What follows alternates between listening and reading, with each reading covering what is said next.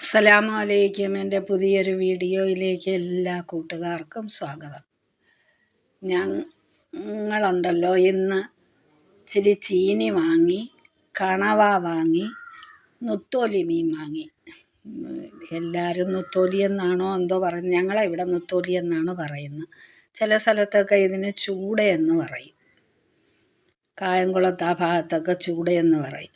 എന്തായാലും ഇവിടെ നുത്തോലി എന്നാണ് പറയുന്നത്. ഞാനതിനെ കഴുകി വെയിലത്തിട്ട്, പൂച്ച 4 വശവും പൂച്ചയാണ്, ഒരെണ്ണം തരത്തില്ല. അപ്പം കഴുകി വെയിലത്തിട്ടിട്ട് ഞാനവിടെ പൂച്ചയെ അടിക്കാനായിട്ടിരുന്നു. അപ്പോൾ ഈ ചീനിയും കണവ റോസ്റ്റും ആയപ്പം ഒരാൾ ചക്കയും തന്നു. അപ്പം പിള്ളേർക്ക് എന്തോ വേണം, ചക്ക വറക്കണം. പക്ഷെ നാളത്തേക്ക് വെച്ചിരുന്ന ചക്ക മധുരമായിപ്പോവും.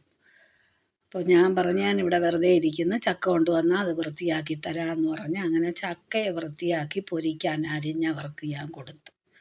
അത് കഴിഞ്ഞപ്പോൾ അവർ ചീനിയും പുഴുങ്ങി, കണവ റോസ്റ്റും കട്ടൻ ചായയും ഒക്കെ ആക്കി വെച്ച്.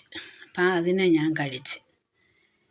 അപ്പോൾ ഇതൊക്കെയാണ് ഇന്നത്തെ എൻ്റെ വിശേഷങ്ങൾ.